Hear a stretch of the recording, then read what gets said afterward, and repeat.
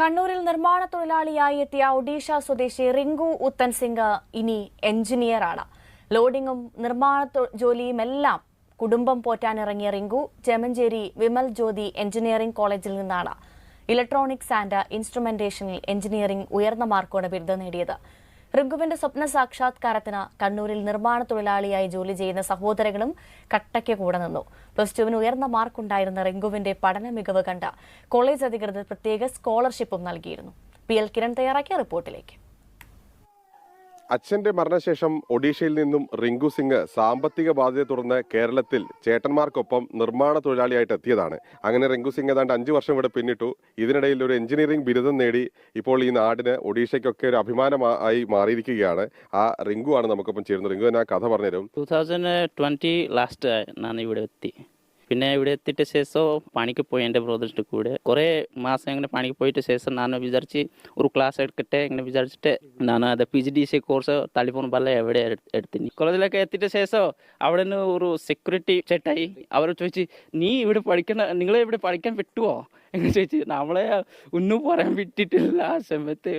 പിന്നെ അവരെ ഒരു അഡ്മിനിസ്ട്രേഷൻ റൂമിലേക്ക് എത്തിച്ചേരുന്നു. അവിടെ എത്തിയിട്ട് ശേഷം ഞാൻ സംസാരിച്ചിട്ട് എൻ്റെ ടോക്കിംഗ് എല്ലാം ഇംഗ്ലീഷിൽ തന്നെ ഉണ്ടായിരുന്നു. പിന്നെ മാർക്ക് ഷീറ്റ് കൂടെ നോക്കിനി. അത് നോക്കിയിട്ട് ശേഷം അവിടുത്തെ സ്റ്റാഫ്മാരെ കുറേ സന്തോഷമായി ഹെൽപ്പ് ആക്കി എനിക്ക്. പിന്നെ സജസ്റ്റ് ചെയ്തി ഇതാ എങ്ങനെ പഠിച്ചാൽ എങ്ങനെ പോവും.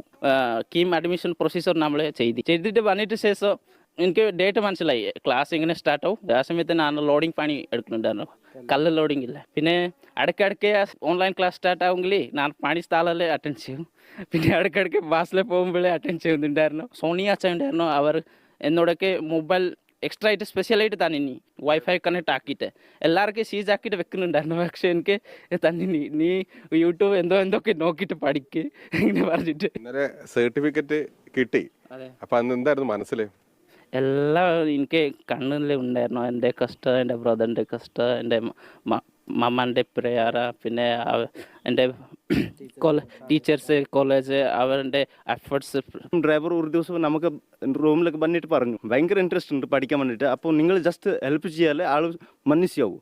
അങ്ങനെ ഒരു ഭാഗം മാത്രം നമുക്ക് പറഞ്ഞു. അത് കേട്ടിട്ട് നമുക്ക് ഭയങ്കര ഹൃദയത്തിൽ ഭയങ്കര ഇമോഷണലായി പോയി. കയ്യിൽ എന്താ ചെയ്യാൻ പറ്റുമോ അത് എന്തെന്നായിട്ട് ചെയ്യണം.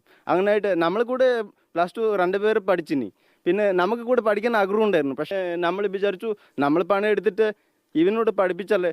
നമ്മൾ കഷ്ടം നോക്കിയിട്ട് പിന്നെ ആഗ്രഹം കൂടെ നോക്കിയിട്ട് നമ്മൾ 2 പേരെ സാക്രിഫൈസ് ആക്കി. നമുക്ക് അച്ഛനില്ല, നമ്മൾ തന്നെ പഠിപ്പിക്കാം എങ്ങനെ വിചാരിച്ചിട്ട് നമ്മൾ ചേട്ടനോട് പഠിപ്പിച്ചേ.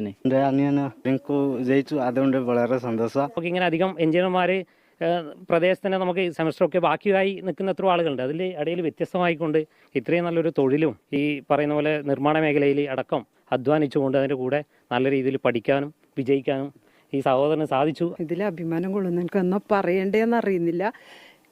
എൻ്റെ ഒരു ബന്ധുവിനെ പോലെയായിട്ട് എനിക്ക് തോന്നുന്നു. എപ്പോൾ അങ്ങനെ തന്നെ എൻ്റെ വീട്ടിൽ തന്നെ ഇവരെല്ലാവരും ഉണ്ടാവില്ല. എനിക്ക് ഒന്നും പറയാൻ കിട്ടുന്നില്ല. അന്നം തേടി വന്ന ആളുകളാണ്. അവരാണ് ഈ നാട്ടിൽ നിന്നും വിദ്യാഭ്യാസം ആർജിച്ച് ഈ ഒരു കുടുംബത്തിലേക്ക് ഒരു എഞ്ചിനീയർ വരികയാണ്. ഒഡീഷയിൽ നിന്നും അവരുടെ അമ്മയും മറ്റ് ബന്ധുക്കളൊക്കെ തന്നെ ഇവിടേക്ക് എത്തിയിട്ടുണ്ട്. ഏതായാലും ആ സന്തോഷത്തിൽ തന്നെയാണ് ഇപ്പോൾ ഇവരെല്ലാം ഉള്ളത്. വിപിൻ മുരളിക്കൊപ്പം PL കിരൺ, ഏഷ്യാനെറ്റ് ന്യൂസ്, കണ്ണൂർ.